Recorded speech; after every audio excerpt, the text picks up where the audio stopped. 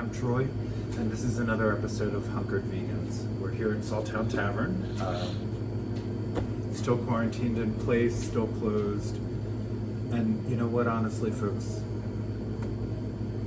even not knowing the future, we're happy to do so. Today is April 20th.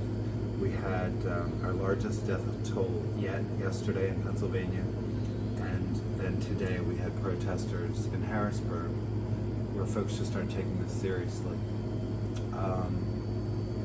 This is not a political issue, and it's devastating to watch it become one, because it isn't that. And we really do need to listen to our experts and our frontline healthcare workers, and we need to keep one another safe. So please, do wear the masks. That order came down yesterday. The governor said they may reopen Pennsylvania on May 8th. I think that's going to be too early a date, and there could be deadly consequences to that. I'm going to keep cooking. I'm cooking in the way that we eat. I haven't talked about it, I think, in a while, so I just want to talk about why I eat a plant-based diet for health. Several of us here at SawTown changed our diets pretty radically 2 years ago, and we've seen amazing differences. Our weight just went down. Chronic issues just got better. Inflammation just got better. Autoimmune disorders, which our good friend Tara has, have subsided in pretty incredible ways.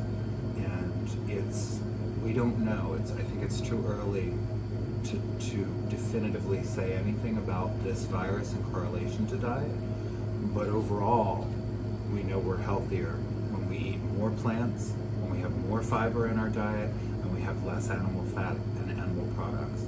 And in particular, dairy has made the difference for me. I love cheese. I love food, and food has always been a comfort to me. Cooking my whole life has been a comfort to me. I learned to cook in the kitchen with my grandmother, and then beside my mother, and my sister, and so many different folks throughout my life.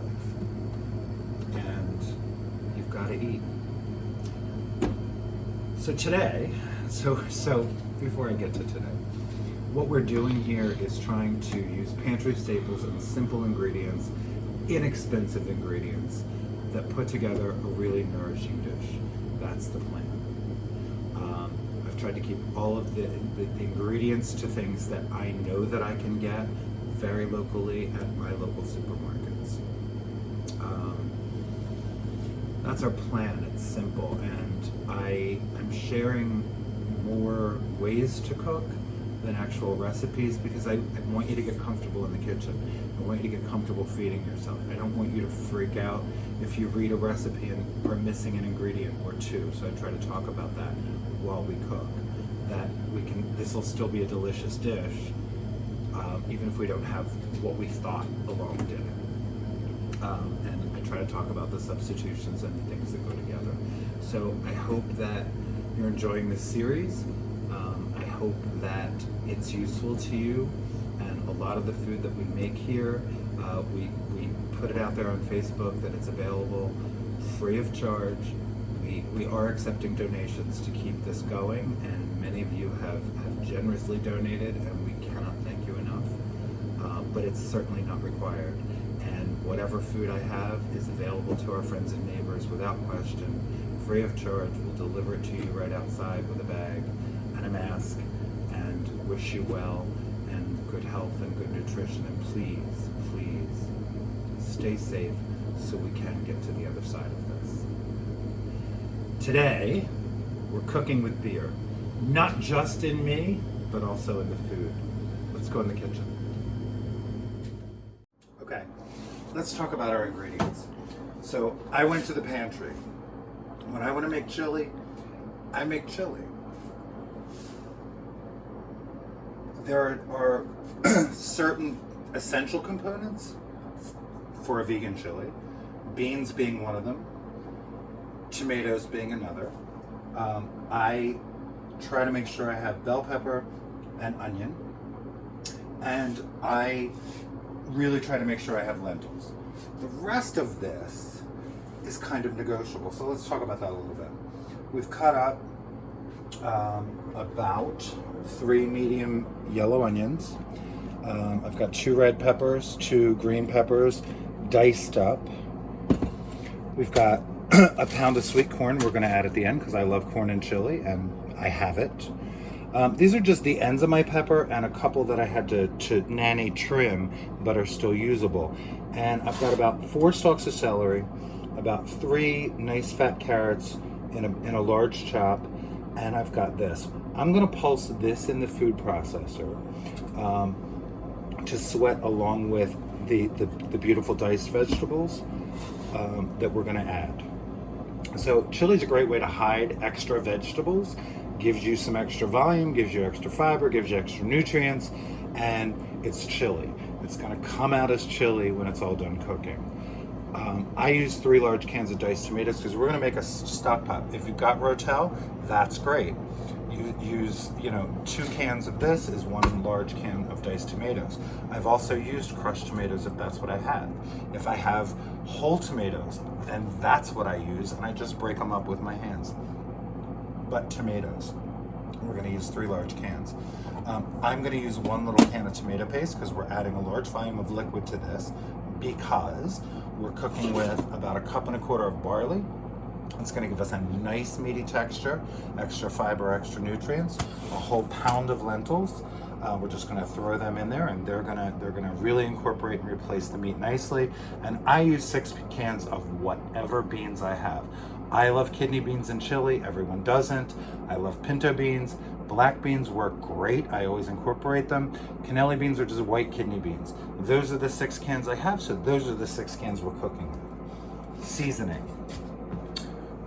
Regular chili powder, and I mean whatever chili powder you happen to have. It doesn't have to be fancy. I'm using 2 tablespoons. I've got a tablespoon of oregano. I've got a tablespoon of cumin. Now, I like coriander in my chili. I added a teaspoon of it. Ground coriander is not that hard to find. It's probably the one exotic ingredient here, if you could call it that. If you don't have it, don't worry about it. And then these are the liquid seasonings we're going to add a little bit later. 1/4 cup of liquid aminos, a tablespoon of Worcestershire sauce. I love Worcestershire. And a tablespoon of, a teaspoon of liquid smoke. I told you we're cooking with beer. That's right here. We're 1/2 pint down. Before we go over to the stove with our vegetables, we're going to take these vegetables over to the food processor and pulse them up nicely. Okay, so we're going to do this in 2 batches because we've got a fair amount of vegetables, and we're just going to pulse them.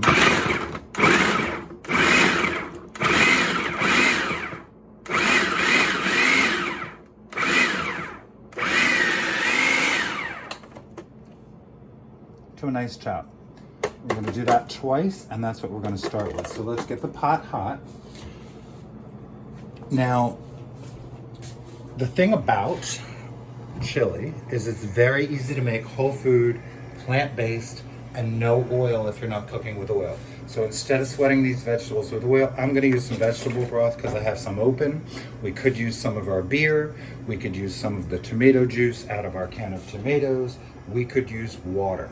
We're just gonna, enough to get it going, get our vegetables going and releasing their juices. So the pot's getting hot. I'm going to pulse the rest of the vegetables and then meet you back here. Vegetable broth into the pan. Clearly our pan is good and hot. So is our broth. And in go these vegetables. This is basically a sofrito. They're chopped pretty fine. They're just going to incorporate into our stock, into our dish.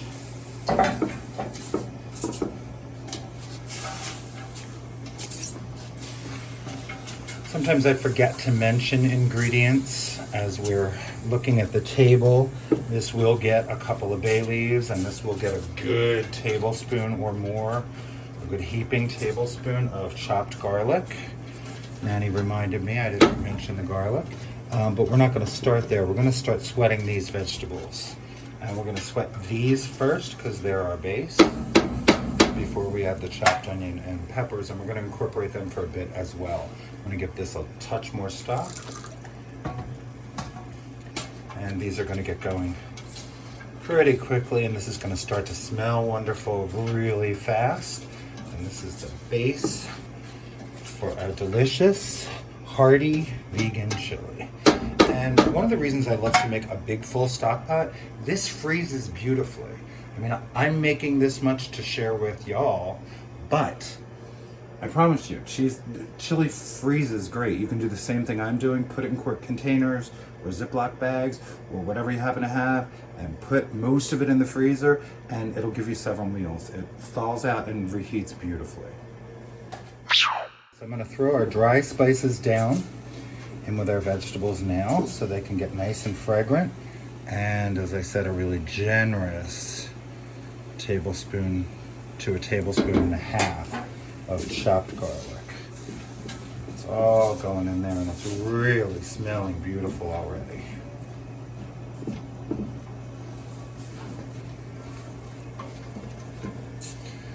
I'm gonna throw our onions and pretty diced peppers in.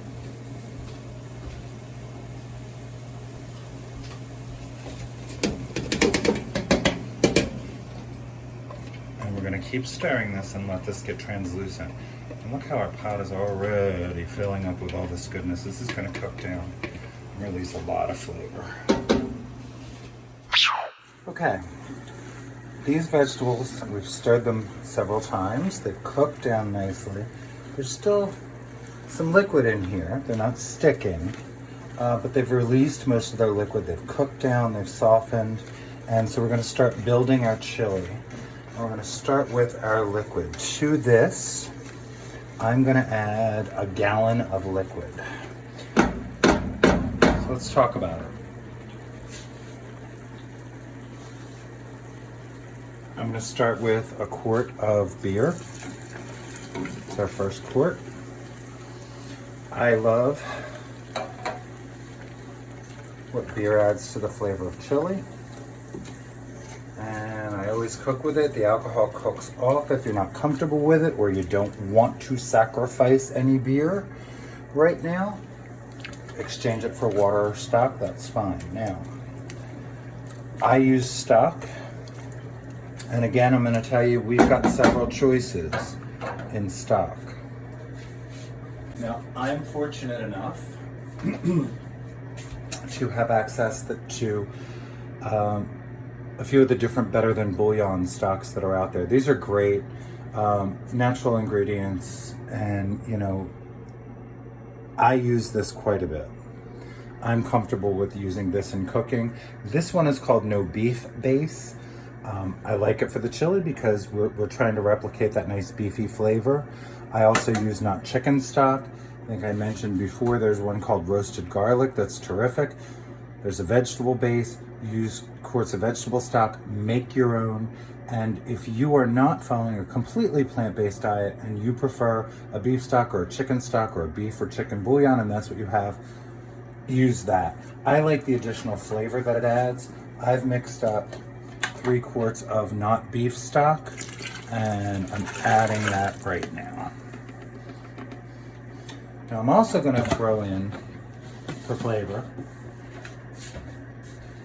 a small can of tomato paste. Now here's a trick I learned when I was a kid from Nanny, because tomato paste is a pain in the ass. You open the one end, and then you open the other end. All the way. And we're just gonna push. And that's gonna empty our can pretty well. We're still gonna scrape it. That's gonna get almost all of that tomato paste out of the can, so we're not wasting a whole lot. We're gonna stir that in. All right, I'm gonna toss in my bay leaves. I happen to grab 3, so today it's 3. Again, about 1.25 cups of barley and a full pound of lentils, brown, green, red, I don't care. I happen to have brown, so we're using brown.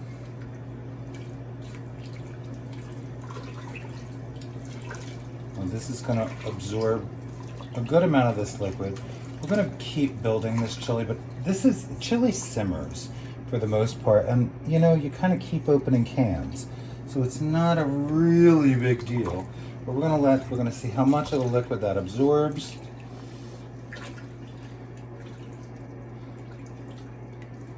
Lentils will cook fine with a little bit of salt in there. They'll be okay. So will barley.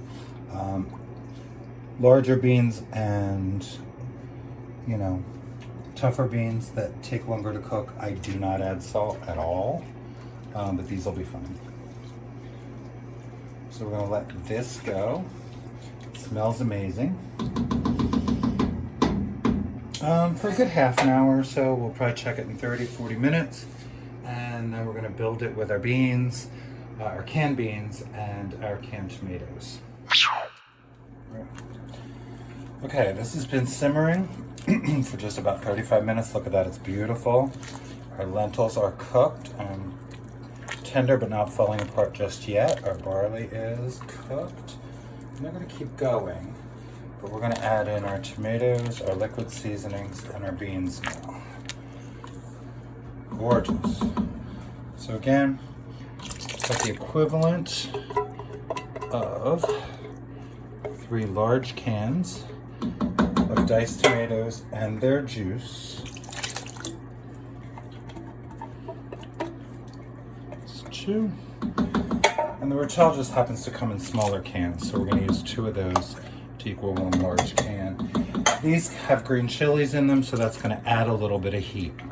Now, I temper the heat in my chili because my philosophy is you can always add heat, but you cannot take it away. So beyond the chili powder, we're going to taste this and see if we need anything else.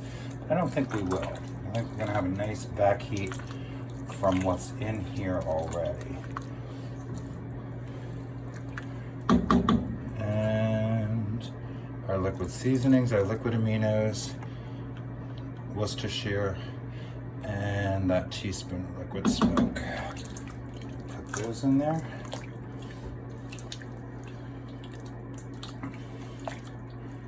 And we're going to let this heat all the way through, keep cooking down, and we'll check it in about 20 minutes and see where we are. Oops. Before we're done, we've taken our 6 cans of beans. Actually, this was 3 of black beans, 2 of pinto, 1 of cannellini or white kidney, because that's what we have. We're going to put our beans in now. Sorry about that. They were sitting there, and Charles reminded me I didn't throw them in. I wondered why we weren't quite near the top. That was why. Just here to help. So there we go. We're going to stir in our beans and our tomatoes.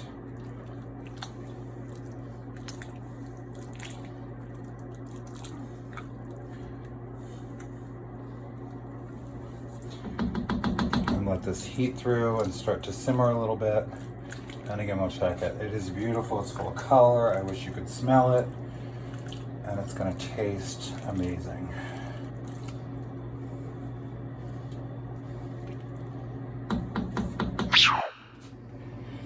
Okay, here we are.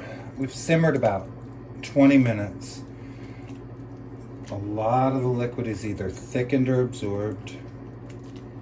It was just bubbling a second ago. I turned the heat down. So we know that our beans and tomatoes are incorporating and they're sorting through. Now I'm going to add that pound of frozen corn. It's just about thawed right now because it's been on the counter. We're going to add a pound of frozen corn and turn off the heat. We're going to let this sit. I fished out the 3 bay leaves. They've done their job. I remembered there was 3. Yay me. These are like COVID games. We find fun where we can. So I'm going to let this rest. Now, ideally tomorrow, when it is completely cooled and it's been refrigerated, this will thicken even more and the flavors will meld. But I'm going to let this sit a little bit and then we're going to check the flavors one more time. But right now I'm just going to let it rest. And we're going to come back and look at the pot.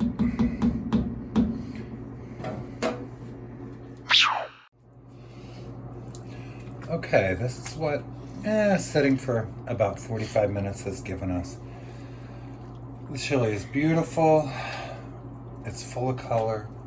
And I gotta tell you, it's full of flavor.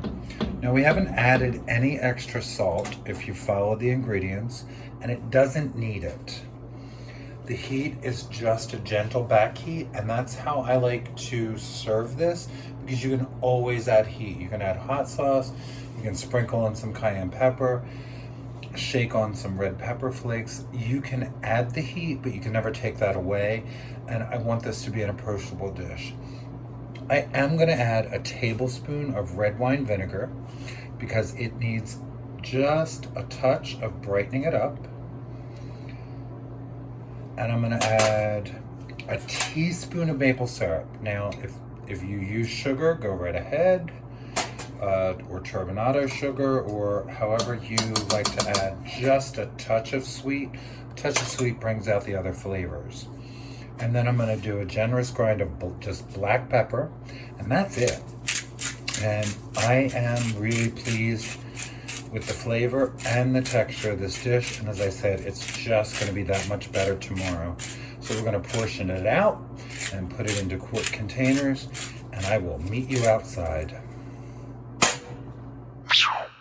You know what, chili is just one of those really versatile dishes. This is going to fill you up. It's going to fill you with nutrients. It's delicious. It's great over a baked potato. You can put it over rice. Hell, put it over nachos. There's chili is just a really versatile dish. It freezes well. It portions out beautifully. It makes a whole lot of food for a little bit of money, and that's why it's such a mainstay. So I hope you enjoyed this episode. I hope that you will try it and just work with the ingredients that you have, and we're going to make these quarts available tomorrow on Facebook, so we're going to keep doing that. So if you're seeing this video for the first time, even if this chili is not available, something else will be, because we're going to keep trying to feed you. Thanks so much for watching. Stay safe. Stay inside. Keep eating well.